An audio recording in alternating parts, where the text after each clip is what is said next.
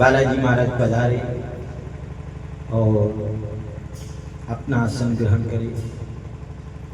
माँ जगदम्बा सरस्वती मैया आए, वाणी को पवित्र करे। गांव बूढ़ा के जितने भी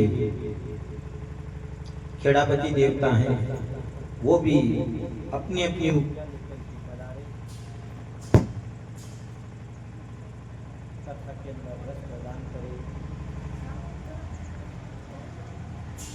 जो कथा जिस प्रांगण के अंदर हो रही है, जो दादा गुरु साहिब की पावन भूमि है, वो दादा गुरु साहिब भी पधारे और अपना आशीर्वाद प्रदान करे। आदि जितने भी आयोजक परिवार है, जो श्रीमद् भागवत परिवार है, जिन के हेतु ये कथा हो रही है, आप वात्सल्य रूपिणी जो माताएं हैं, आपको नमन कर, जो संगीतकार बंधु जो स्वर से वाणी का श्रृंगार करते हैं, ब्राह्मण देवता जो विराजित हैं, आपके चरणों में नमन करके जो आशीर्वाद दाता के रूप में बैठे हुए हैं। डेकोरेशन वाले भाई साहब हर शब्द को हृदय में पहुंचाते हैं। आप सबको नमन करके आज श्री राम कथा का ये तीसरा दिवस है और तीसरे दिवस का आप सभी को जय श्री राम।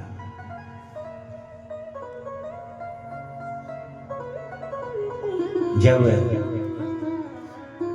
याज्ञवल्क्य मुनि ने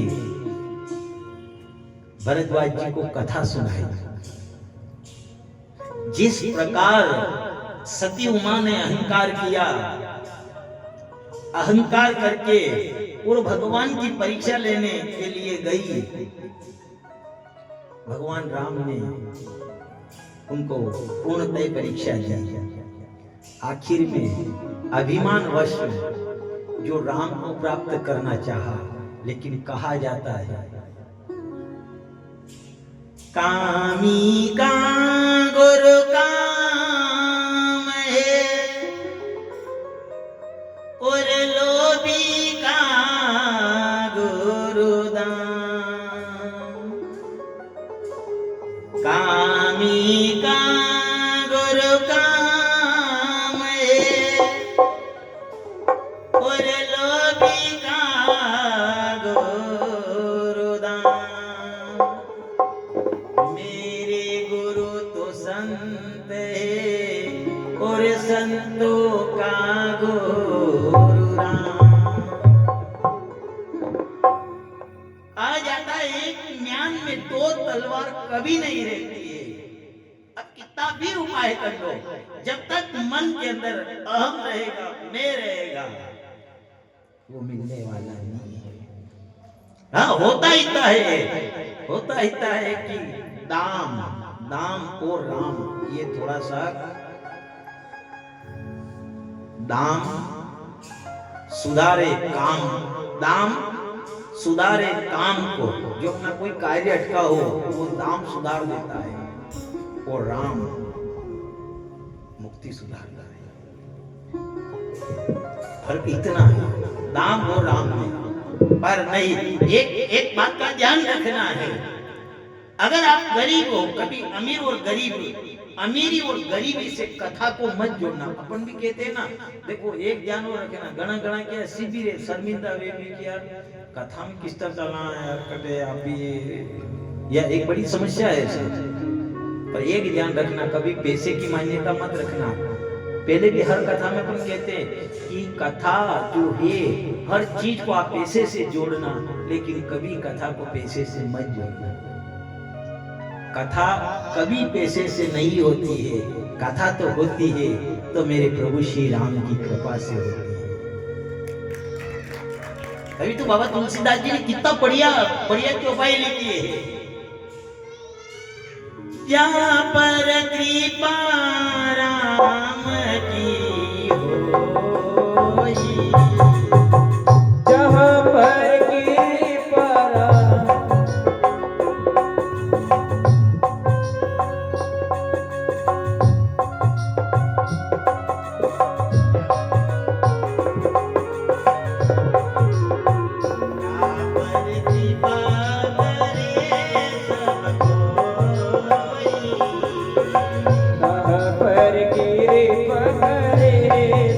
कोई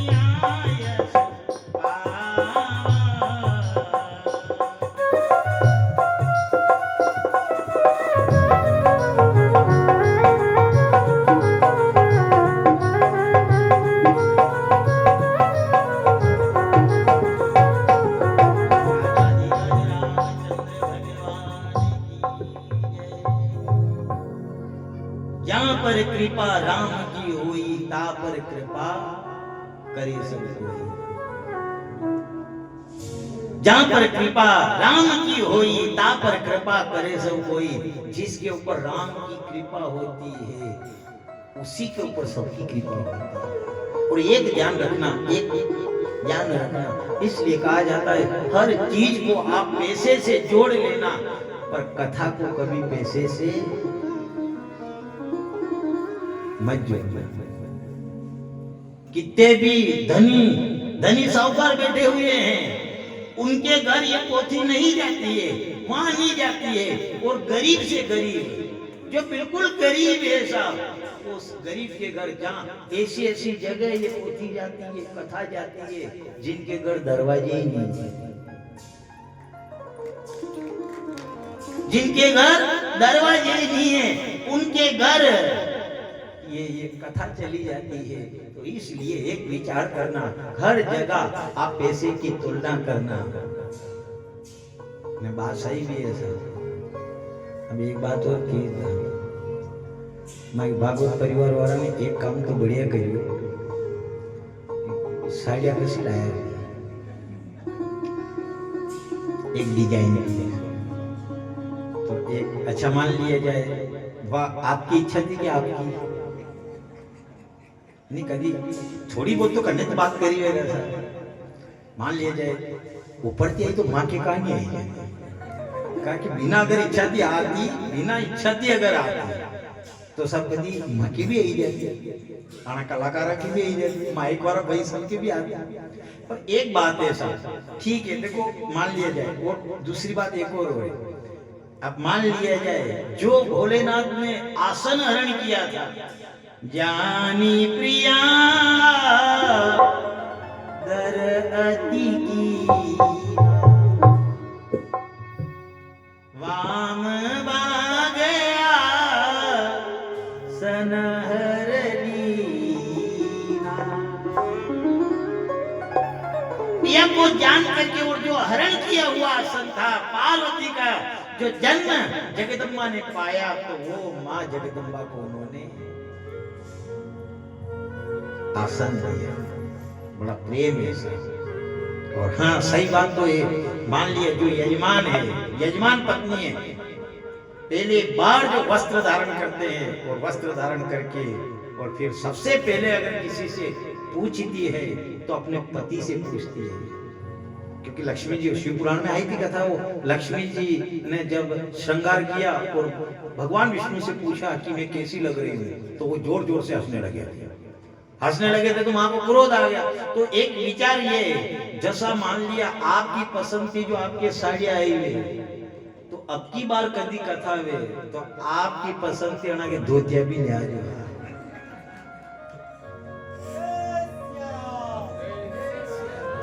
ये सर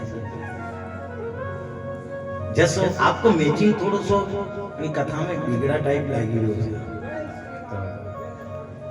मान लिया जाए अगर यजमान के पसंद से, यजमान के पसंद से अगर मान लिया साड़ी आई है तो आपकी पसंद से जो भी पूजन में बैठे वो यजमान नजर आना चाहिए।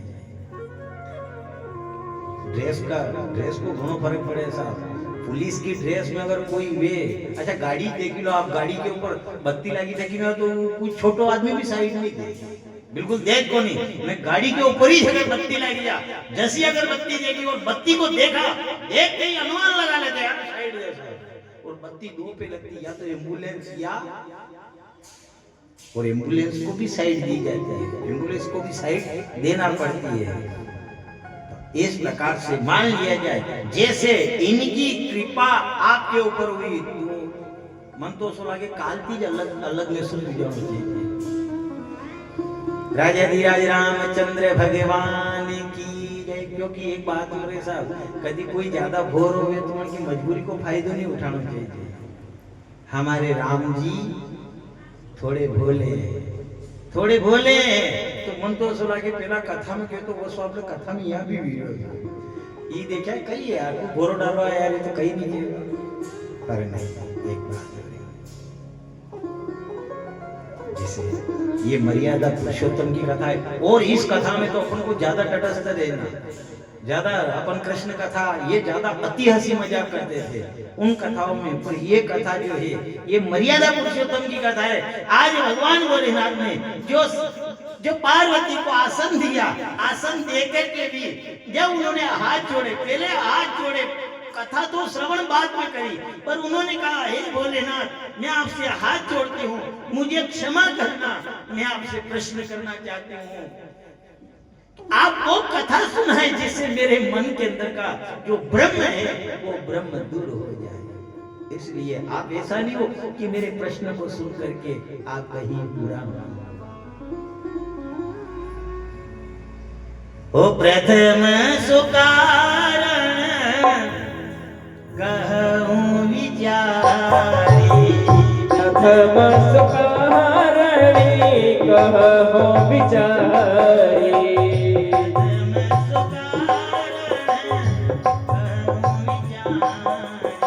प्रथम सुकारण कहूं विचारी।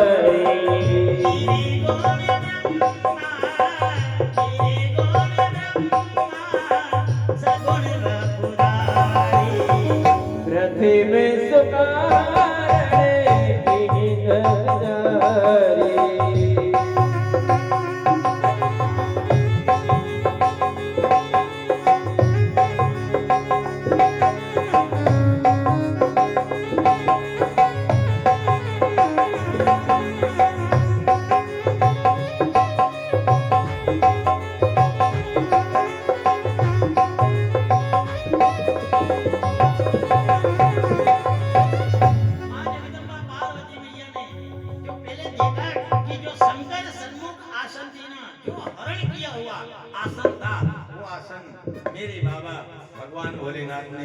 जो पार्वती मैया को दिया। अब पार्वती मैया ने शरीर दूसरा धारण कर लिया, शरीर दूसरा धारण कर लिया, जो सती उमा से पार्वती में आ गई, पर मन का वो संशय, जैसे मन के अंदर तो वही शंकर था, पर उसने देखा ऐसा नहीं हो कि कभी कभी कहना क्या चाहते हैं और सामने वाले के ऊपर असर दूसरा हो जाता है। अब पार्वती ने विचार किया कि मैं जैसे ही अगर इनसे प्रश्न करूं और मान लिया जाए इन्होंने क्रोध करके, और जैसे मेरा सती उमा का जो स्वरूप था उस स्वरूप में इन्होंने मेरा त्याग किया, ऐसा नहीं हो कि इस अवतार में फिर ये मेरे पार्वती अवतार में भी त्याग कर दिया। पहले जैसे ही पार्वती मैया ने हाथ जोड़े और कहा आप बुरा तो नहीं मानोगे। भोलेनाथ ने कहा क्यों, मेरा प्रश्न है। भोलेनाथ ने कहा कहो क्या प्रश्न है आपका। नहीं ऐसे नहीं, मैं तो पहले आपका हाथ इसलिए जोड़ रही हूँ कि आप बुरा नहीं मानोगे। આપણે भी कभी कभी कसी बात रे कसी ऐसी बात कोई बुरो मानवारी की तो होना चाहिए साहब एक बात की मुंह पर आपने बुरो लगी जाएगा। अरे नहीं लागे साहब आप को, अरे नहीं साहब आप बुरो मान, अरे नहीं आपके बुरो माना कि साहब आप तो बताओ कई बातें ऐसी न पजे होना चाहिए तो सब या बात किसी कर देखो मैंने क्यों तो नहीं आपने बुरो लगी जाए, बुरो लगी क्यों बुरा मानना है, ये पार्वती मैया जानती है कि हो ना हो, ऐसा नहीं हो कि कहीं मेरे स्वामी को बुरा लग जाए। इसलिए पहले दोनों हाथ जोड़े और हाथ जोड़ करके भोलेनाथ से कहा, मैं दासी हूँ। और कहा जाता है कि जो दासी है तो कभी भूल भी अगर हो जाए तो दासी के ऊपर स्वामी कभी बुरा नहीं मानते। अगर भूल भी हो जाए तो क्षमा करते, मुझे आप क्षमा करना, पर हे नाथ ऐसी कथा सुनाइए कि जिससे मेरे मन के अंदर का संशय मिट जाए। जो सती उमा का स्वरूप था मैंने पार्वती का लिया, लेकिन मेरे मन में वही प्रश्न के उत्पन्न हो रहा है। प्रथम सो कारण कहूं विचारी, निर्गुण ब्रह्मा सगुण वपुधारी। ये निर्गुण ब्रह्मा साकार रूप कब धारण करते हैं, ये मेरे मन का संशय है, आप दूर करिए। और जैसे ही यही कहा उन्होंने कि निर्गुण ब्रह्मा साकार रूप कब धारण करते हैं, क्या राम वही है? भोलेनाथ ने कहा कि हे पार्वती, सती उमा के स्वरूप में थी तू, तभी तूने ऐसा ही प्रश्न किया था, और पार्वती बनकर आई तो फिर ऐसा ही प्रश्न किया। भोलेनाथ जी को पहला मैंने हाथ नहीं जोड़िया, अब की बार मैं आपकी हाथ जोड़ी ने क्षमा मांगी रही कि भूल भी जा, क्षमा कर दो। पर आप ये कथा बताओ। और जैसे ही भोलेनाथ श्राप देने वाले थे, उससे पहले जैसे वो क्रोध आए, उससे पहले पार्वती ने कहा, यहाँ मेरा प्रश्न पूरा नहीं हुआ है। नहीं, ये एक प्रश्न है मेरा, कौन सा? प्रथम सो कारण कहूं विचारी, निर्गुण ब्रह्मा सगुण वपुधारी। ये निर्गुण ब्रह्मा है जो नजर नहीं आते, निराकार है। वो कह नहीं था, सब घट मेरा साइया और सोना घट ना कोई, बलिहारी वहां घट की जा घट पर घट। विचार कर लो, जो इस कथा के अंदर विद्यमान है, जो प्रभु श्री राम है, वो श्री राम हर घट घट के अंदर वासी है। तो ये मेरे मन में ब्रह्म उत्पन्न हो गया है, आप मेरा संशय दूर करिए। इधर भोलेनाथ को थोड़ा सा मन में थोड़ी हलचल तो हुई थी कि इसके तो जितनी बार सामने है यही प्रश्न है। थोड़ा सा हुआ, इतनी देर में पार्वती ने कहा, मेरा प्रश्न यही समाप्त नहीं हुआ। पहला तो प्रश्न मेरा ये है, प्रथम सुकारण कहूं विचारी, प्रथम सुकारण कहूं विचारी।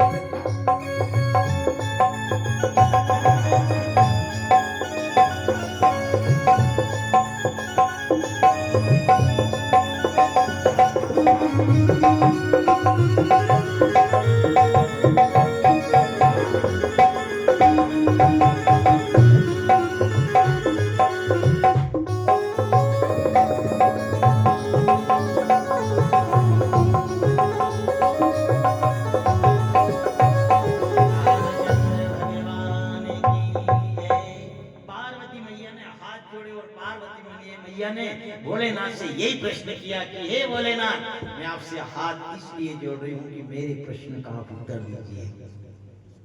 उन्होंने कहा प्रथम सुकारण कौन विचारी निर्गुण ब्रह्मा सगुण वपुदारी। ये निर्गुण ब्रह्मा साकार रूप कब धारण करते हैं? एक तो ये प्रश्न मेरा, पुनि प्रभु कहूं राम अवतारा बाल चरित प्रभु कहूं उदारा। ये इसे ही नहीं, मेरा प्रश्न तो ये है कि ये निर्गुण ब्रह्मा साकार रूप कब धारण करते हैं? एक दूसरा बाल चरित्र किया, वो राम अवतार है। राम अवतार किस प्रकार से हुआ, फिर उन्होंने किस प्रकार बाल चरित्र किया।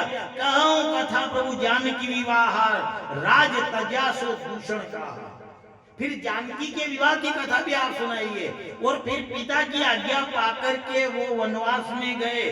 बन बसी कीन्हु चरित अपारा करऊं नाथ जिमि रावण मार। और वन में वास करके और किस प्रकार से 14 वर्ष तक वन में भ्रमण किया और उसके बाद उन्होंने रावण को मारा, वहां तक की कथा। और 14 वर्ष पूरा करके और फिर अपने अयोध्या के अंदर आए और उनका राज तिलक हुआ, वहां तक की कथा। और जो मैंने नहीं पूछी वो भी कथा सुनाई। अब याद की बात करी तो भोलेनाथ को तो दिमाग खराब हो गया।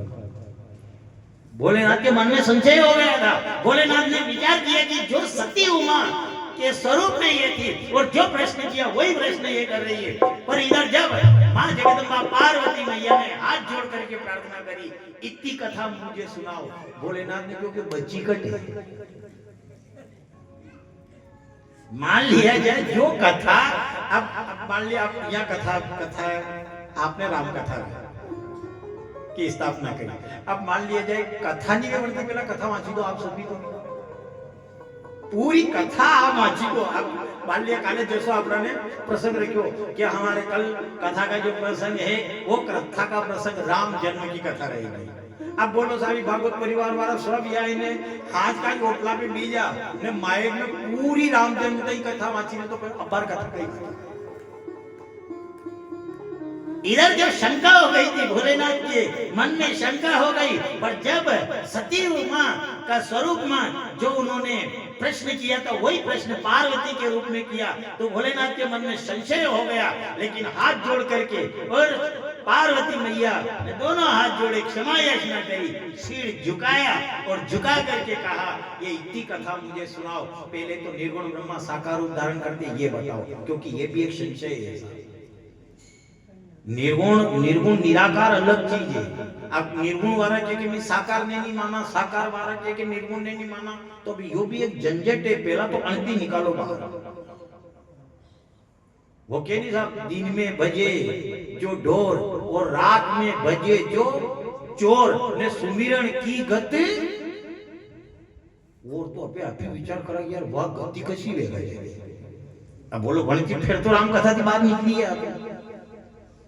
राम कथा से थोड़ा हट करके अगर हटना ये हो तो उन्होंने कहा, पार्वती ने पहला प्रश्न ये किया, उन्होंने कहा कि जो भी कथा श्रवण करने के लिए बैठे उनको एहसास होना चाहिए। आपने देखा वो घना आरती लकाड़े महात्मा भी जो बड़ा महात्मा रहे भी, अब ये महात्मा जो रहे भी यहाँ तक त्रिपुण तिलक काट ले।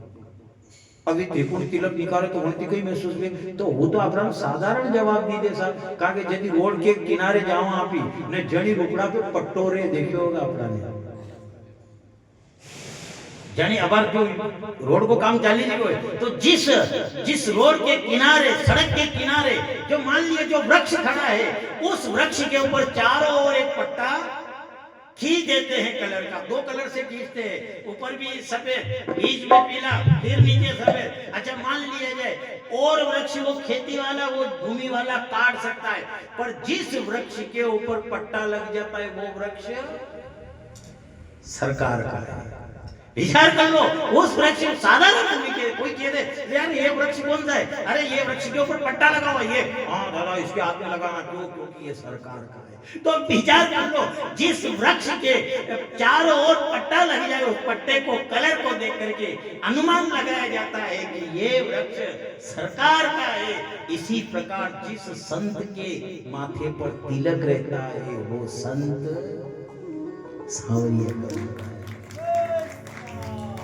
गाय जाऊं कहां तजी चरण तिहारे हो जाओ कहत जी चरणे तिहारे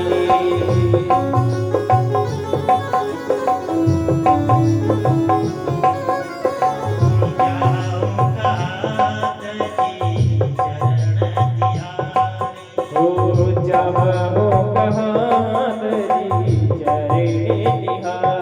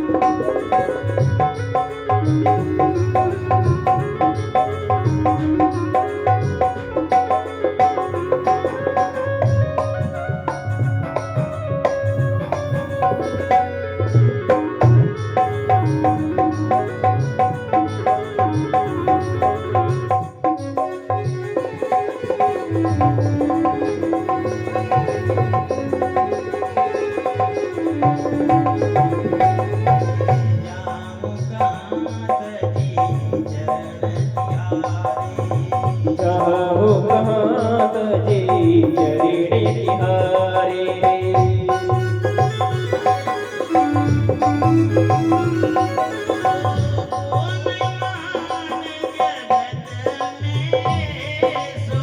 कोने महान जगत में सो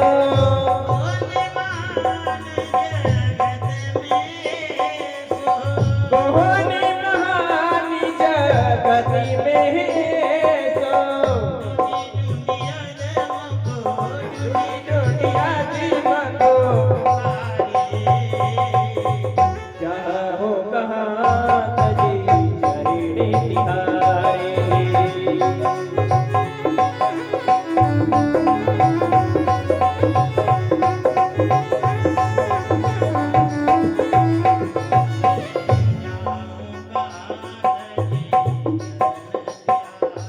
हो जाओ कहत जी चरणे तिहारे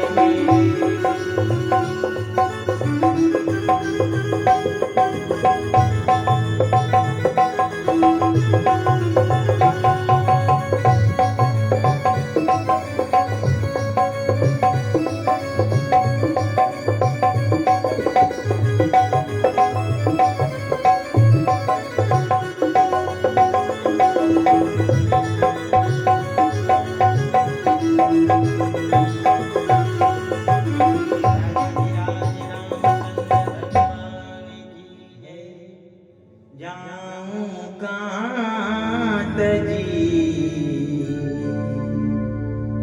चरण तिहारे कौन माने जगत में सो ढूंढी ढूंढी आदमों को तारे जाऊं कांत जी चरण तिहारे। एक ध्यान रखना कथा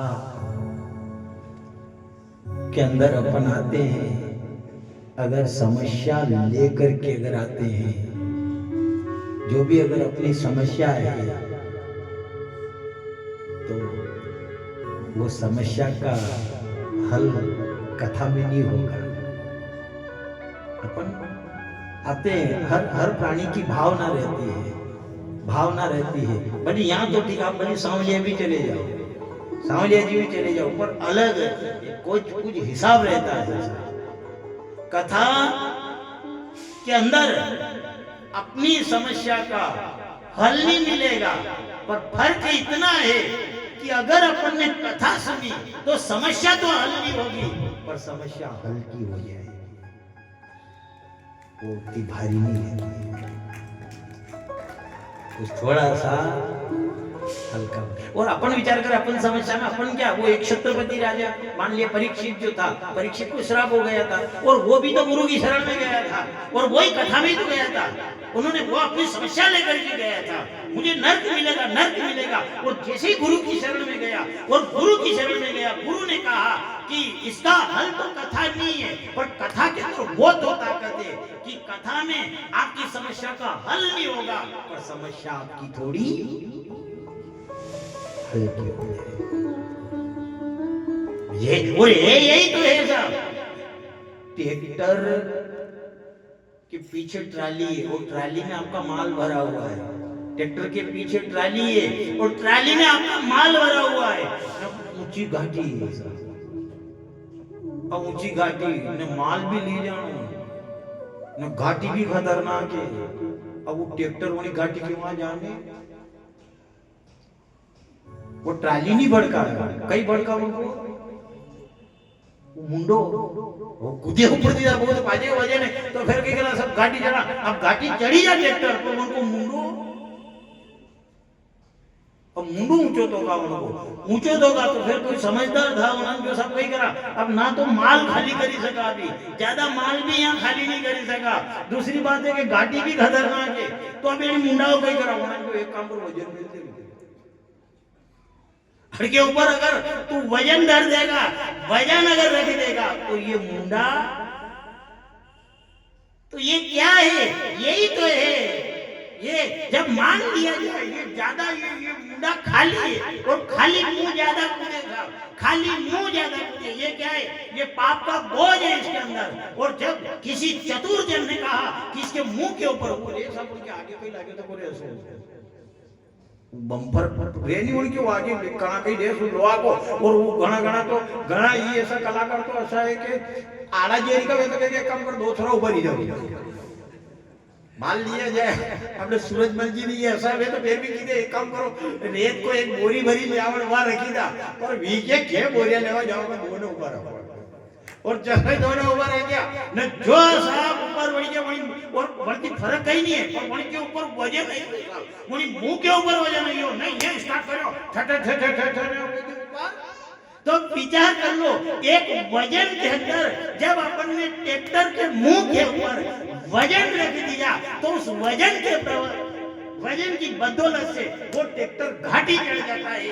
तो क्या वजन की बदौलत से ये आत्मा क्या ये घाटी नहीं चढ़ेगी?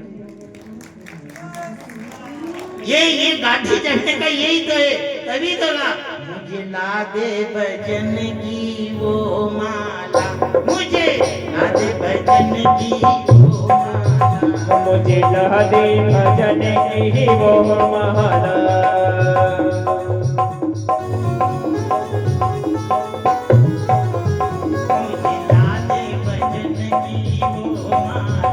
मुझे ला दे भजन की वो माला, हे वो माला रे वही माला,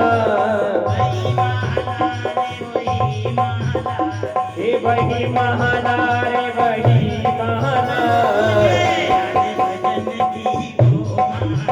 मुझे ला दे भजन की वो माला।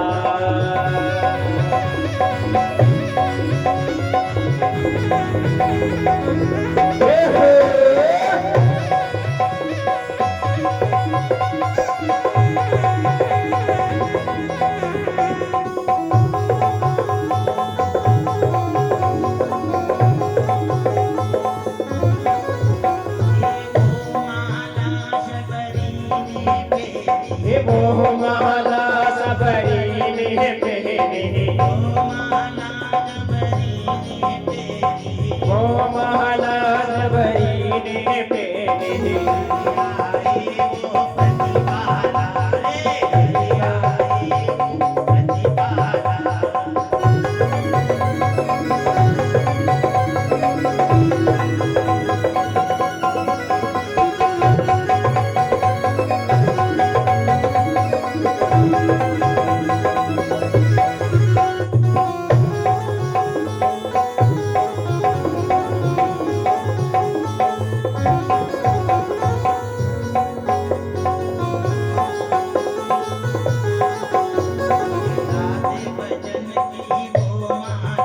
मुझे ला दे भजन की वो माला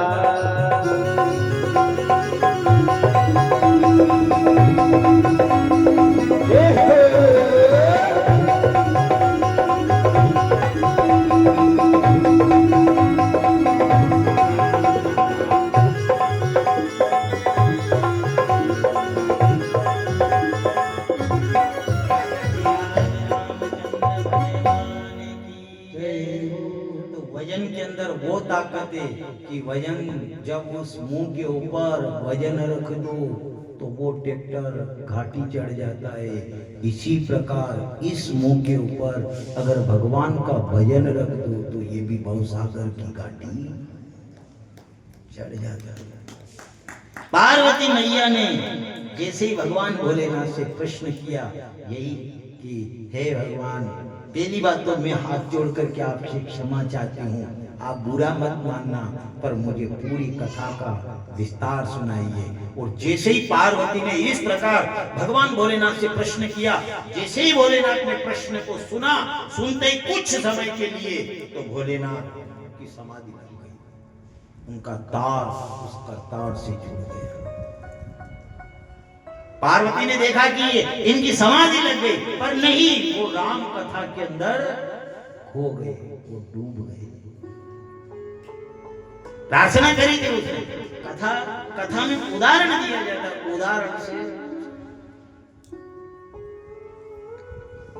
मान लिया जाए कभी दुकानवाला दुकान पे प्रश्न किया था, अच्छा सवेरे पहली उठीने दुकान की कतो ध्यान करा साहब कि कटे जानो कि मारो दुकान खोलनी और दुकान खोलने से पहले जैसे अपन ने दुकान को खोला, सब साहूकार भी बैठा, अब दुकान को खोला, कितना ध्यान रखते हैं, जैसे ही गए और जैसे ही पहले उस दुकान को प्रणाम करते हैं, और प्रणाम करने के बाद वो दुकान को खोला उन्होंने, और दुकान खोलने से पहले सबसे पहले क्या करते हैं, उस दुकान की सफाई करते हैं। अब बोलो साहब ये सफाई, अच्छा सफाई किस लिए की जाए, कोई आई भी जा आई भी जान बुझी ले सब आपके घरे, अरे नहीं सब सफाई करवा दे, भीजे के यार अतिरिक्त टाइम लगे, कोई ग्राहक आएगा तो ग्राहक सफाई से ही तो ले जाएगा। मैंने घना घना की दुकान देखी हुई, यम माथा पड़ गया ने मकोड़ा चाली जाने, પછી કોઈ કહે કે શક્કર ક્યાંથી લઉં, મણાઈમાંથી લઉં, આહા आती मत लाजिए कहाँ ग्राहक भड़क जाता है। तो विचार करो, सबसे पहले कितनी चिंता रहती दुकान की, जैसे मान लिया जाए जितनी चिंता पर दुकान की करते जाए, गए वहां पर और दुकान की सफाई करी, सफाई करके और साफ सफाई करते, तो साफ सफाई क्यों की जाती दुकान की, इसलिए की जाती है कि अगर दुकान साफ सुथरी है तो ग्राहक का आना जाना होता रहेगा। जो दुकान साफ होती है, जिस दुकान के अंदर सफाई होती है, उस दुकान के अंदर ग्राहकों का आवागमन है। ग्राहक आएगा, पूछे भी गई इसके साथ, इस सफाई से क्या होता है, इससे ग्राहक आएंगे, अच्छा ग्राहक आएंगे, हाँ तो वो ग्राहक क्या दे करके जाएंगे, वो ग्राहक माल दे करके जाएंगे। पर चिंता होनी चाहिए। अब विचार कर लो, मान लिया जाए जितनी चिंता उस दुकान की है, इतनी चिंता दुकान की है। जैसे अपन दुकान की सफाई करते हैं, उसका नाम है दुकान, ऐसे हमारे भी ये दुकान है, इसकी भी सफाई उसी प्रकार से होनी चाहिए।